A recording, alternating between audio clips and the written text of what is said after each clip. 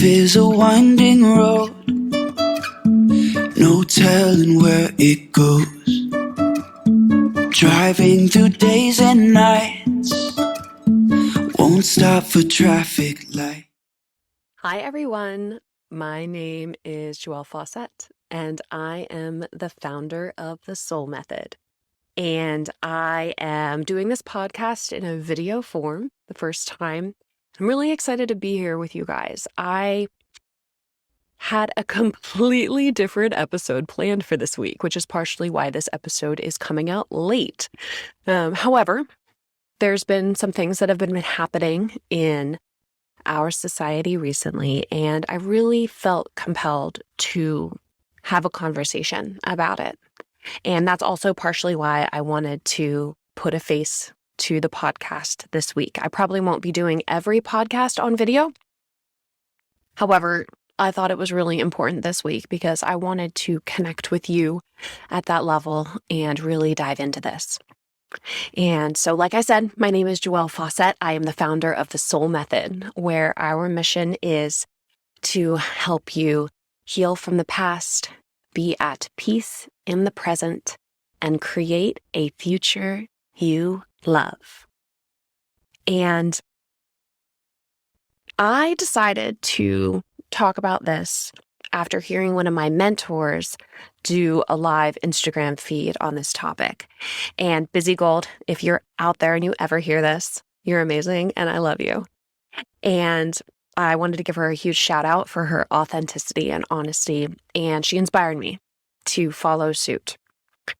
So, yes, we are going to dive into a topic that is really up right now in our society, and it can be very uncomfortable and also very divisive. And it is abortion. Now, I feel like just saying that word is like a handful of other words, like racism, right? It's some of these words that can bring up immediate emotional response in people. We have this gut reaction to these words, even words like diarrhea, right? Like, ugh, right? So, so I want to invite everybody to be really present with themselves as we have this conversation, to be aware of what's coming up for you in your body. If you're feeling tense, if you start to feel uncomfortable, if you start to feel tight, like just recognize that and what's going on for you so that you can go ahead and release that as you need to. Because I really recognize that everybody's in a different place with this. And my purpose in having this conversation is not to antagonize anybody. It is not to bring anger into a conversation that already has a lot of big emotions. The purpose of me talking about this is to give a little bit of perspective.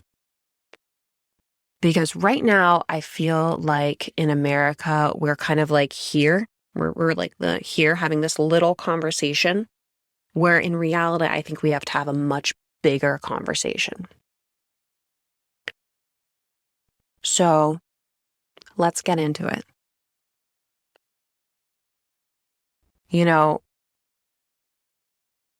My goal in creating this podcast was to bring information to people on a platform that was easily accessible and to help you create a life that you love, regardless of your political, religious identity, or gender identity, like sexual orientation, your spiritual orientation, anything like that. At the end of the day, we are all people here having this human experience. And I really believe that as long as we remember that, as long as we always remember that, we will always remember that we are sharing this with each other. We're sharing this place. We're sharing this conversation. And that's the spirit that I'm bringing to this. So, I'll be honest with you guys. Spoiler alert, because I'm not always very, very honest. I don't sit on one side of the fence on this topic. So if anybody out there is waiting for me to like jump into the pro-choice or pro-life camp, sorry, it's not going to happen. I'm probably going to say things in this podcast that will infuriate all of you. So I was actually joking with Joe. It's like, if I get a lot of hate mail after this podcast, it's okay. It's all right. But like I was said earlier, I really believe that this conversation is way larger than the black and white labels of pro-life or pro-choice. And men, please do not tune out. Don't turn this off right now because you're not a woman.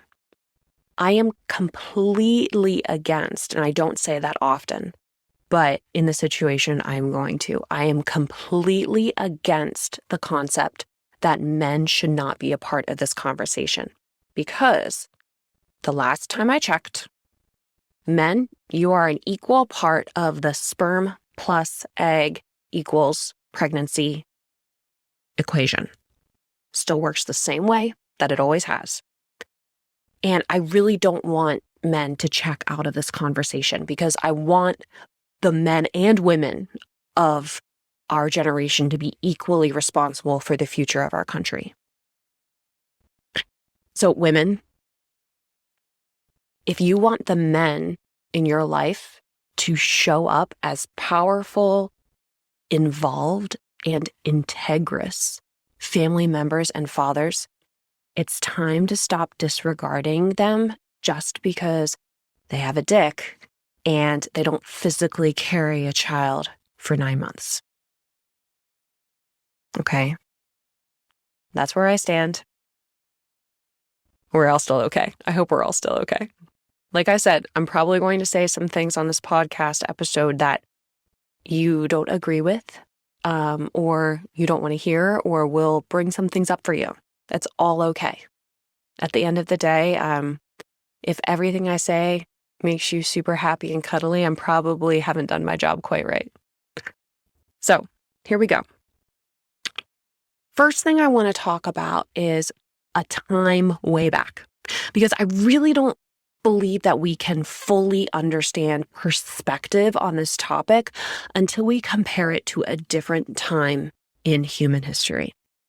So we're going to go way back, like ancient biblical times back. And when we go far back enough, we come to a world where the cultural norm is very spiritual.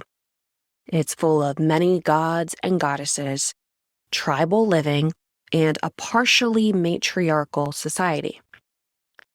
This is a world before a man named Jesus walked the earth, back when women would have either menstrual huts or tents or rooms where they would rest from daily tasks 1 week a month, and the men would do all the chores. This is an era where the power of the womb is considered sacred. And both men and women would say prayers and make offerings for fertility, both a familial fertility for continuing a family line, as well as fertility of crops, fertility of cattle, fertility of riches. Right? The concept of fertility was a divine and sacred thing and something to be wanted. This is also the era of tribal or community living, so village living. And the practice of polygamy or many partners wasn't rare or odd. And the concept of marriage, like we know it today, didn't exist at this time. Okay. In this era of history, birthing babies was largely a women's business, and midwives, or that cultural equivalent of a midwife, were the people who would guide life from the womb into fresh air. And we have to recognize that at a most basic level, women's bodies are designed to receive, conceive, build, and birth life. Did abortions happen at this time in history? Yep, they definitely did. Was it connected to spirituality, religion, or politics? Nope. It wasn't connected to any of those things. And it also was not connected to somebody's rights, so to say. Okay, so there's a very clear disassociation between those things. Now, we fast forward to today. It really is impossible to talk about abortion without connecting it to politics, religion, or immediately jumping on different sides of a fence. And in American history, this all started in the late 1860s when abortion was first politicized, and religious organizations and big churches all across the world started making statements as to what their belief system would be about it. And, just for comparison's sake, let's take a minute. Can you imagine if today, in today's really insane, busy world, women just stopped for 1 week every month? We stopped, we laid around, we ate grapes, and y'all men did all the things. Like,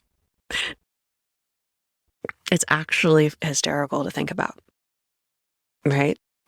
But it is curious to me and how we swung so dramatically from a culture where the divine feminine was considered sacred to a culture where women, we don't really talk about it. We don't talk about our monthly moon goddess visits.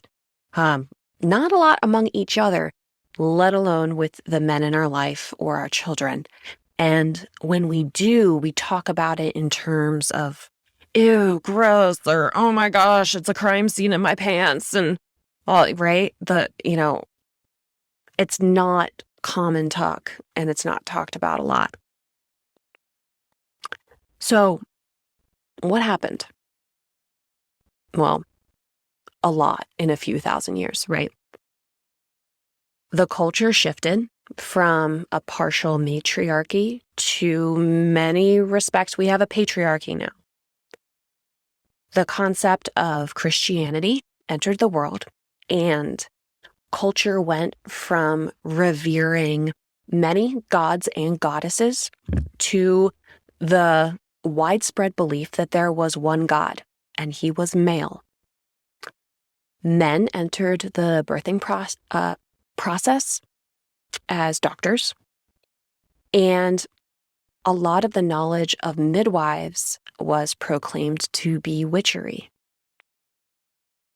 The grace, power, and strength of femininity and feminine energy, feminine sexuality shifted and suddenly was now seen as something shameful and something that needed to be hidden and covered up.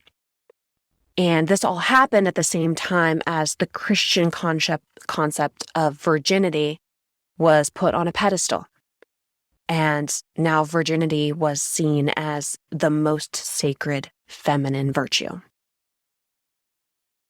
And please understand as I go through this, I'm not placing blame on anybody.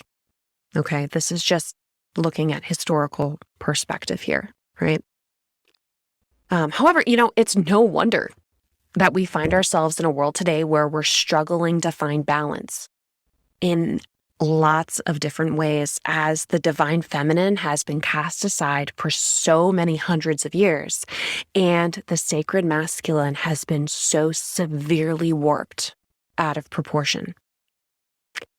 I want to be really clear that every single human being on the planet has both masculine and feminine within them. We're innately created with both of these energies inside of us.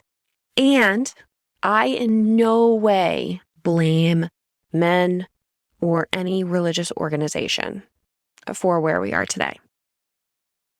This conversation is not about pointing fingers or placing blame. It's about personal responsibility. So I think outlawing abortion is a bit like outlawing alcohol.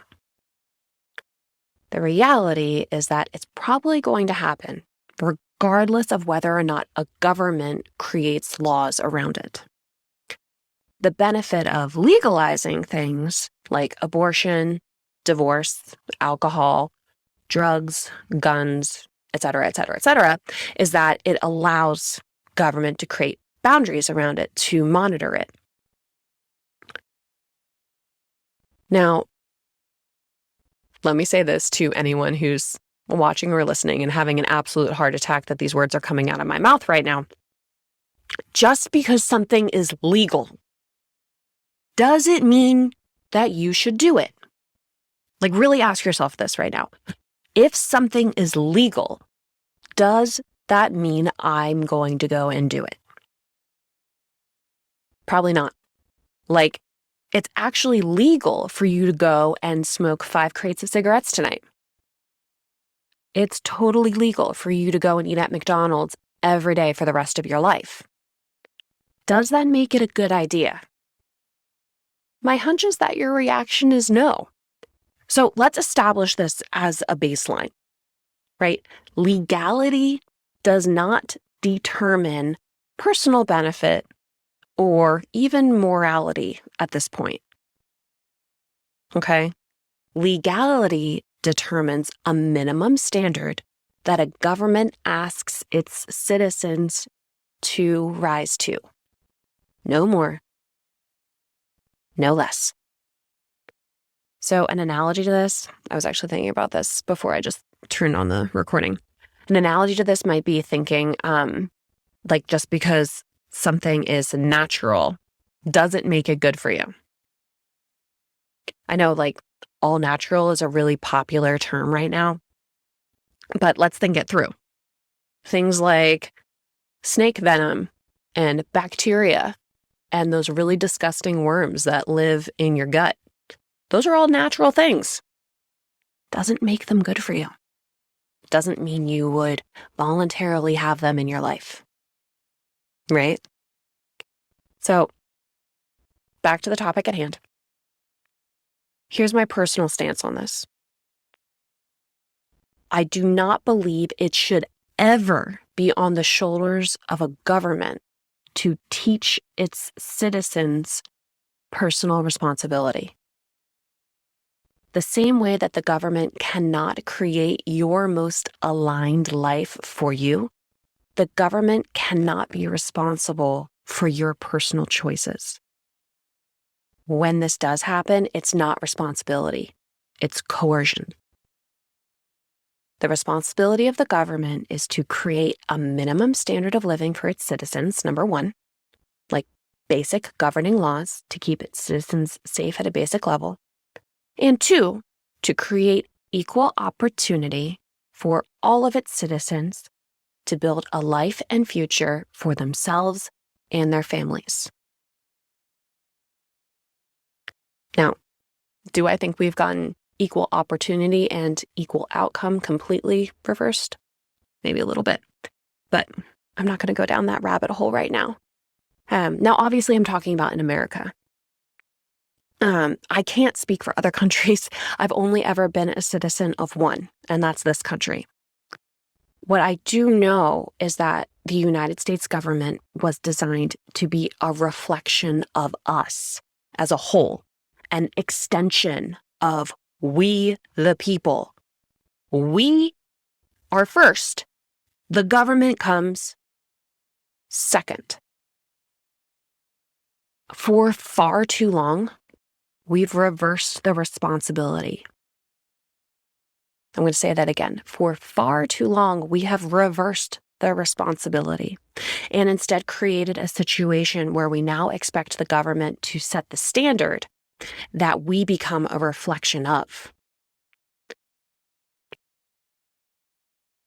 In other types of governments, like maybe communism, that works. But in the United States of America, it will not. And instead, it only leads to kind of what we see now, which is unrest, confusion, and a lot of people upset about a lot of things. So I've mentioned this before on the podcast, but this is really why I believe that this work is so important, because we can't change the world around us in this country until we change us. We have to show up different as individuals.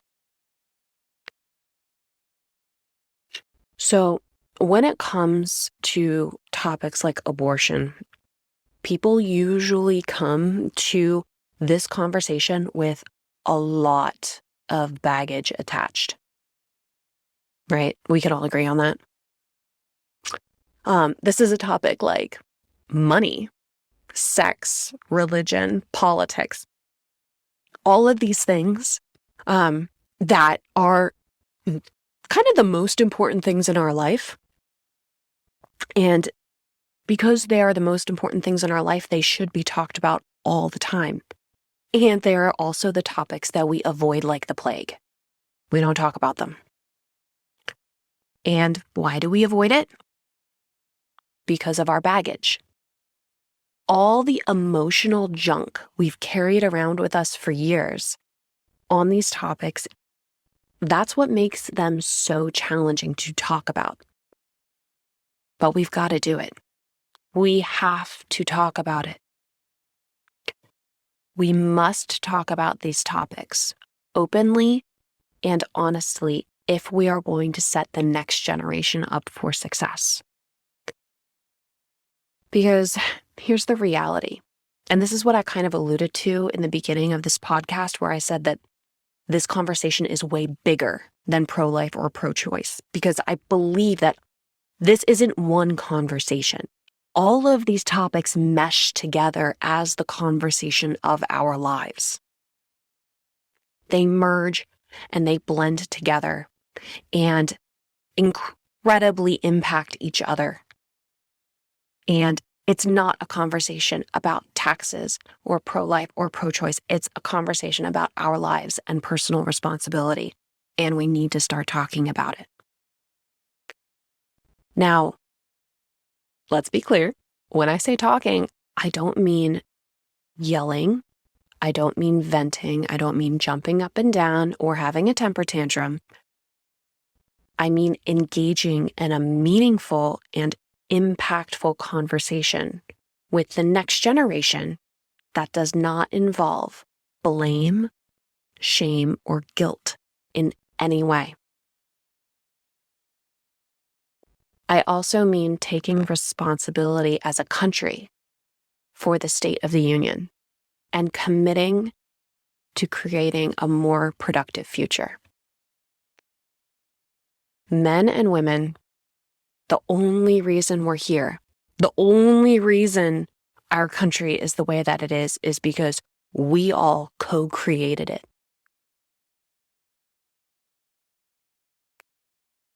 I believe we must deal with our emotional trauma so we can have these conversations with each other and with our children. So we can have these conversations with each other and with our children from a clean place. When we release all of the emotional junk, these conversations are no longer triggering.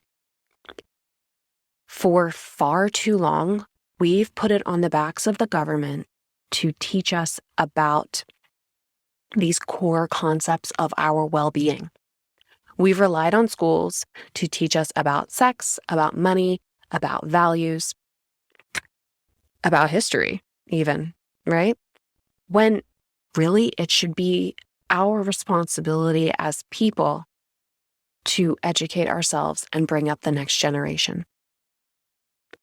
Now, am I saying to get rid of schools? No. What I am saying is that this is another level of how the schools should be a reflection of the responsibility of the people, not vice versa. Exactly the same way as the government. You know, this is a funny example.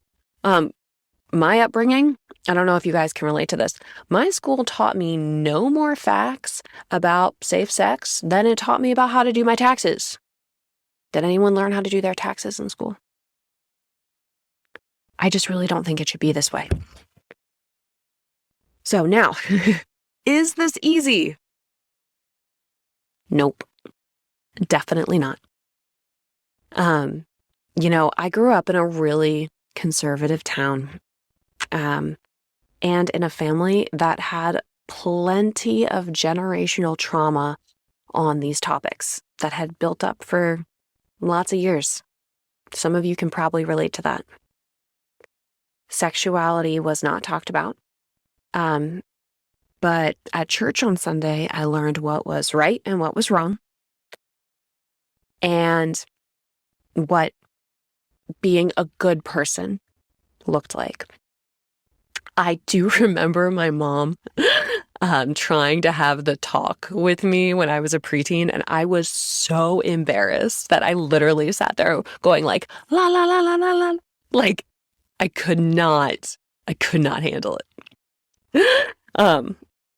But what I did learn about sexuality was at school, where they told me if I showed too much skin, I was slutty, and basically equated any kind of sexuality with being a bad girl and doing wrong things. And if you do it, especially, you don't talk about it, and you definitely don't enjoy it. So can anyone relate to this out there? And please, don't think that you guys get off any easier. I've talked to lots of guys who came through this same experience in the same culture, feeling trapped, unsure of right and wrong, and caught between these raging hormones of adolescence and a dude in a white robe telling them that sexual urges were evil or from the devil. Right? It's not an easy place to be in. You guys did not get off any easier than us girls did. And then we wonder, as a generation of men and women, how did we get here? Why is there so much sexual dysfunction in our culture? Spoiler alert. This is why we're here. And honestly, it's really sad to me that we've co-created a country where the conversation is now about killing babies or killing women. Think about that for a minute.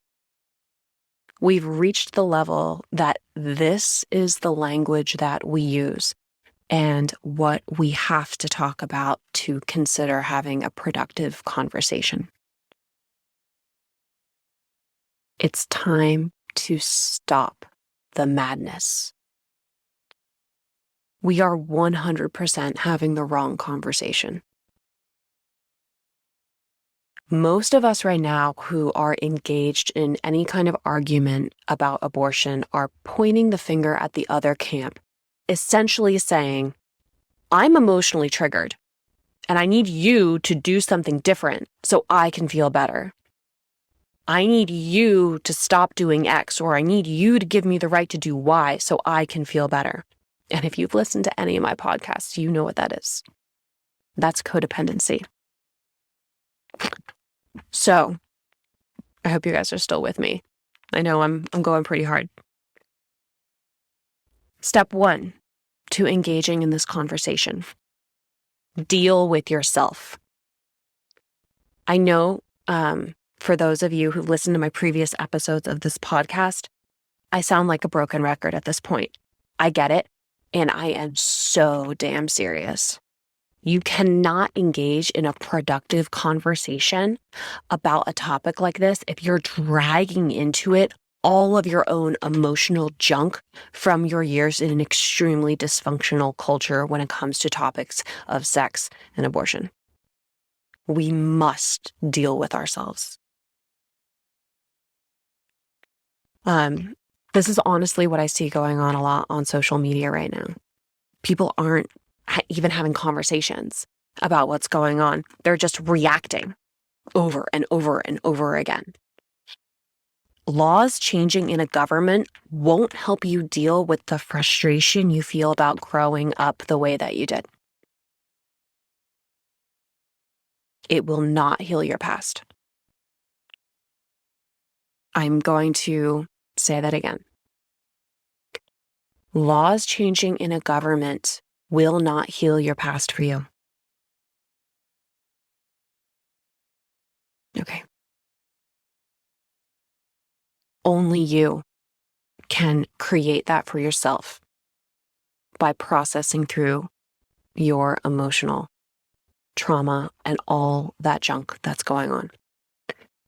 So for those of you who are super confused right now because you don't know what I'm talking about, pause this episode right now and go back and listen to episode 4, which is titled Deal with Yourself. And it is all about this topic. We need to engage with the brain at an emotional level and release all of this so that we can come into this conversation from a clean place. Okay. And I'm so serious, I will wait. Like, you guys go. Because what comes next here in this video will probably be really, really challenging if we're still carrying all of that stuff from, the past. Use EFT, use another technique, get yourself emotionally down to 0. Get to the place where someone could come to you and say, I'm having an abortion. And your reaction is not pro-life or pro-choice. Your engagement is intentional. And you lean into that conversation with curiosity, maybe answering with, tell me more about that. How are you feeling? That's the place we want to get to. All right, I'm trusting you guys. We good? All right. Now that we're a little more emotionally stable, I'd like to propose a question to everybody to give a little bit of perspective here. Laws on abortion. Do they really matter? Do they really matter to you? Whether or not tomorrow abortion is legal or not. Now, I'm not talking about the entire United States. I'm talking about you and your life. Will you do tomorrow differently if suddenly abortion was made legal or illegal in the entire country? If so, what would change? I don't mean the way that you would feel, okay? Let's distinguish that. I get that you might emotionally react to whatever choice is made. I mean, what would you do differently?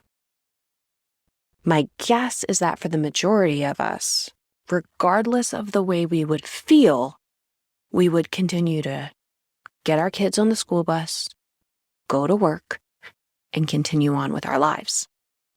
Because here's the thing, and this is what I talked about earlier. Most of us don't make life choices based on whether or not something is legal. Let's face it, most people who are choosing to do illegal things are going to do them regardless of the law. And most of us who choose to create a higher standard for ourselves do that even if the law creates a lower baseline, right? So I want to ask you, what choices do you make and what kind of life do you want to cultivate regardless of the government, not because of it? Somehow I doubt that even if I have listeners here who sit really heavily in the pro-choice camp are out there glorifying abortions like it's what you want to get for your birthday, right? That's not the type of topic we're talking about. We could put this in other terms. Think about some of the other major law changes or controversial topics that have been in the spotlight over the past few years. For example, when the Supreme Court changed the definition of marriage to include same-sex relationships. Those of you who are more conservative, when this happened, did you change the way you cultivate relationships in your life? Did you run out and marry somebody of the same gender just because it was legal? My guess is that it didn't happen. Right. Now, in the case of you who were in a same-sex relationships and then, had been waiting for that and went out and got married, I would invite you to look at how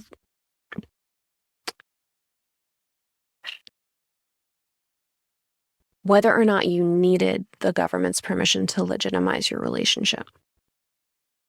Because you don't. You're just as valid and important as every other relationship. That's my belief. And that's a topic for another time. And that also, by the way, doesn't include ridiculous things like tax breaks that I don't really believe should be connected to a marriage certificate anyway. So either way. So I hope we're all still here. I know we're getting into it heavy tonight. And I know I'm very blunt. And like I said, I already warned Joe that if I get some hate mail after this episode, I won't be surprised. If you're emotionally reacting right now, take a breath and remember, I am not your enemy. I am also not God. So you don't have to agree with me, and that's okay. I would never ask you to do that. I'm not here to convince you of anything. I'm here to engage in a conversation. So, going back to the topic at hand. Once we've gotten to the place where we've dealt with our own emotional baggage around abortion, we can lean in with curiosity and choose from an intentional place how we are showing up in the world around this. So, like I've said a bunch of times, I really believe we are having the wrong conversation in America right now. This conversation is not a pro-life or pro-choice conversation, and I don't really think it's even about abortion. When I hear people going back and forth, I really just see one person's ego talking to another, really in a desperate attempt to defend their own rightness. And this conversation is really about how each individual in this country can be personally responsible for creating a better future for each and every citizen. So, now, I'm going to be really honest with you guys. Have I ever had an abortion? I have not. Do I have many friends and family members who have had abortions? I do. So while I cannot speak from personal experience, I can relay my thoughts based on the honest experiences of many women who are close to me. And in general, their experience goes like this. Whether they grew up in a conservative home or in a liberal home, most of the time, there are baseline beliefs in their family. And these baseline beliefs go something like this. You cannot care for a child. You're too young or too whatever. That having a child will be a source of shame, blame, and guilt on them and their family, usually related to a religious belief. Usually this religious belief preaches that sex outside of any kind of wedlock is wrong, or just sex in general isn't necessarily a good thing. Usually one of these beliefs is around that having a child will ruin your life because you'll no longer be able to pursue higher education or pursue a career. There's a baseline belief that the men will not support you, that your partner, the father of the child, will not support you. There's also usually a baseline belief that their friends and family won't support them and that they would be outcast. These beliefs are what my friends grew up in, and the fear and pressure of family rejection, personal shame, loss of support, being sent to hell, or the loss of independence is what took these women to have an abortion. Remember, at our core, biologically, we are a tribal species.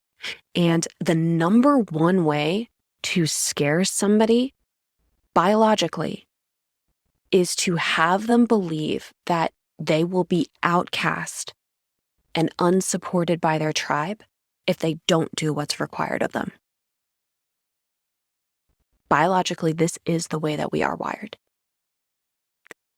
Now, do I completely get that there are instances of rape, of incest, of other horrible things that have happened to women, and that's what takes them to the abortion clinic? Yes, absolutely. I get that. I shared in another episode, I was molested by my grandfather at a very young age. I can relate to that, and I know how traumatic that is. Do I believe that that is the majority of cases that take women to an abortion clinic? I don't. I believe that the majority of women who go the route of abortion have stories that are similar to the ones told by my friends and family. And that story is something everyone can get personally responsible for because we have all participated in creating that environment in our country. So I'd like to take a minute and paint a different picture for you, a different world. So just sit back, take a deep breath, maybe shake it off a little bit.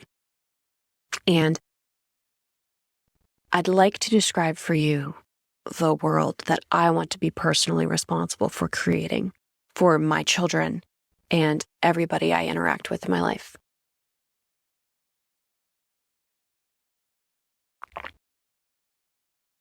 Imagine a world where boys and girls are taught by their parents, by their teachers, and by society at a young age that they are precious and loved, and that the best gift that they can bring to the world is their most authentic selves. In this world, boys and girls are taught about their bodies in a loving way from an early age. They are taught to care for themselves, to look in the mirror and admire what they see, and to appreciate the differences that make them unique. Children are taught that they are supported by their tribe, that their tribe is a safe place for them to learn, to grow, and to make mistakes, and that there is nothing that they could do that would ever force them to be removed from their tribe. Would there be consequences for intentional and malicious actions? Yeah, absolutely. Would they always be given the opportunity to course correct and learn and grow? Yes. In this world, every emotion is safe, and children are taught from a young age how to process their emotions in a healthy way. There's no big emotion that a child or young adult can have that can scare away their tribe. In this world, teenagers and young adults are taught that sexuality is sacred, not sacred in a right-wrong morality way, but in a personal importance way. That sexuality is sacred because you are sacred. And when you share yourself with someone, you are sharing an amazing and powerful experience because you are an amazing and powerful person.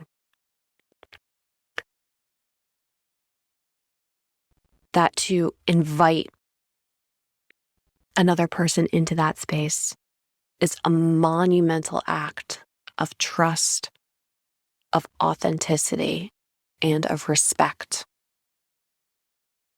That pleasure, power, love, and ecstasy are all a part of this amazing experience that we call life. And that in order to experience all of these things with another person in their full expression, we must first fully experience them with ourselves.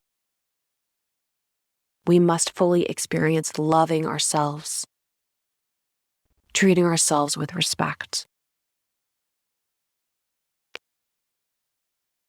Young men and women are taught all the means of how to experience pleasure in a safe way, as well as the incredible gift and miracle of how life is created and carried.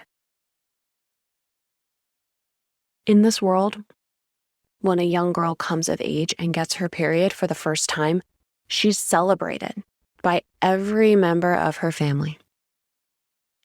She maybe is crowned with flowers and welcomed into a circle of women who will be those women who will support her for the rest of her life. She's taught how to connect with her own body and tune into her physical cycles. She's taught to honor herself every month as she once again is reminded of this incredible gift that she has been given. In this world, young men are taught pleasure by the fathers and mentors in their lives. They don't learn sex from porn or under a blanket looking at a magazine. They learn from honest conversations from the men who surround them. Masculinity is celebrated in this world, and men are encouraged to be connected to themselves, to their bodies, and to express emotions in a safe and productive way.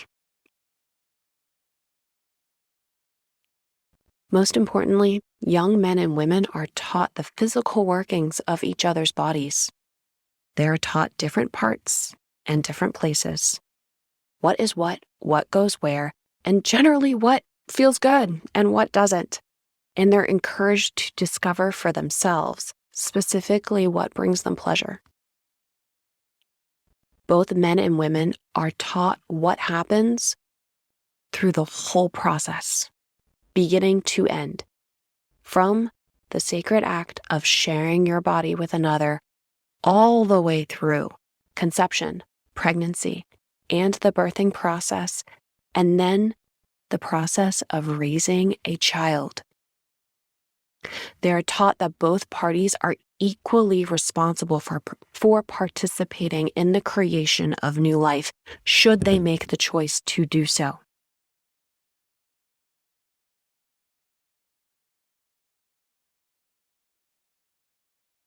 Sex is no longer an outlet for emotional trauma or a way to escape negative feelings. It's not the way to rebel.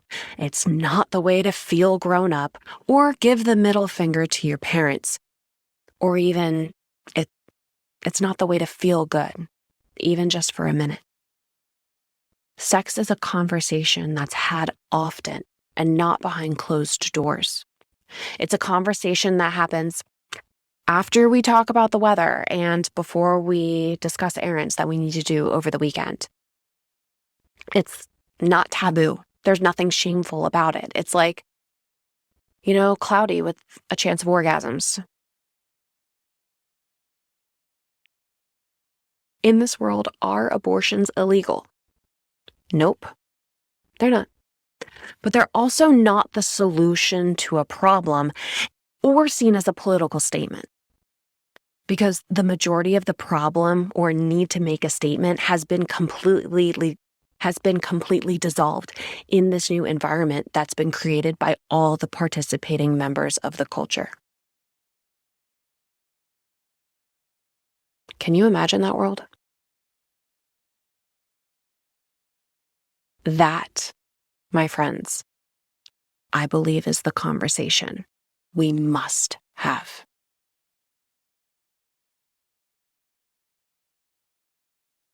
I'm really not interested in bickering about pro-life or pro-choice. I'm interested in engaging with my children, my family, and my friends in a completely different way than I see on the news.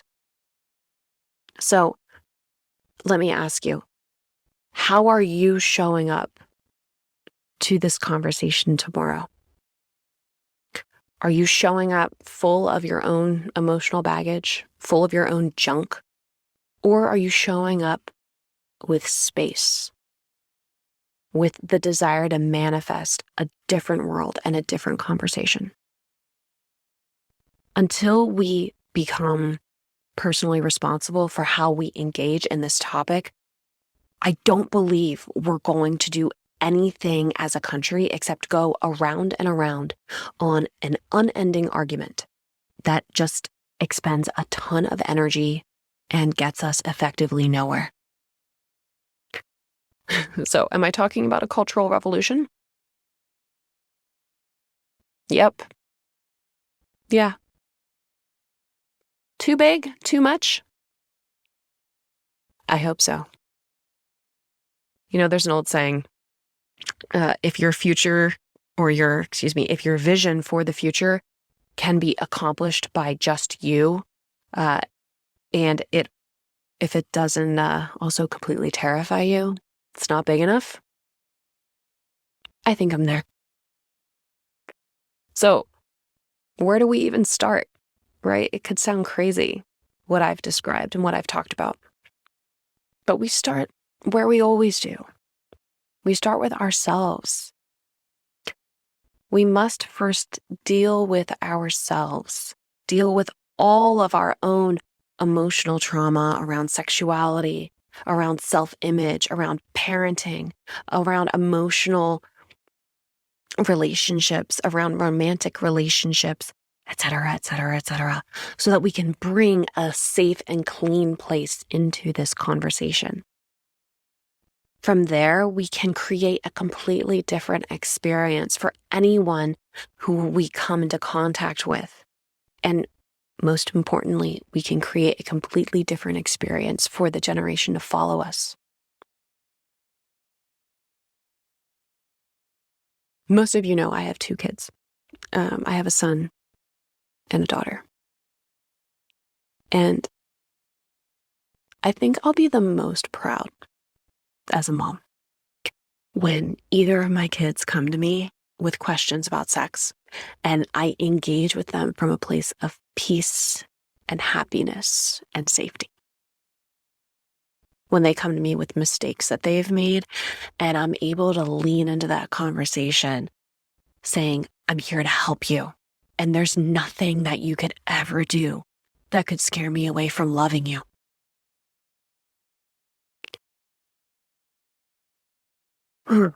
So, as we bring this episode to a close,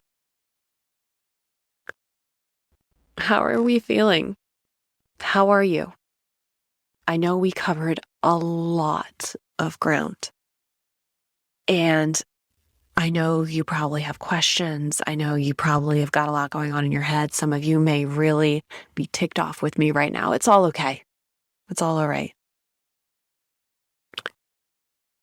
How can I support you? How can I be there for you? As always, I am here for you, and I'm totally willing to engage in a conversation that is aimed and has intention towards solution and resolution. Like I said before, I'm not interested in bickering about anything. But if you want to have a conversation that is intentional, I'm totally down for that. So you can contact me on my email, Joelle, Joelle, at the.SoL.method.com. Or you can hit me up on the Facebook page, which is at the.SoL.method.yoga.com. Or not .com, just at the.SoL.method.yoga. And if you want to talk to me over the phone, definitely just shoot me a message and I can get you my phone number privately. And if you want to work with me one-on-one, if you have a lot of this stuff that has come up for you and you want some coaching around that on how to emotionally process that for yourself so you can engage in this conversation with your friends and family and create something different for your children, I'd be happy to work with you. Just let me know. So, as always, thanks for being here, everybody. I'll catch you next time.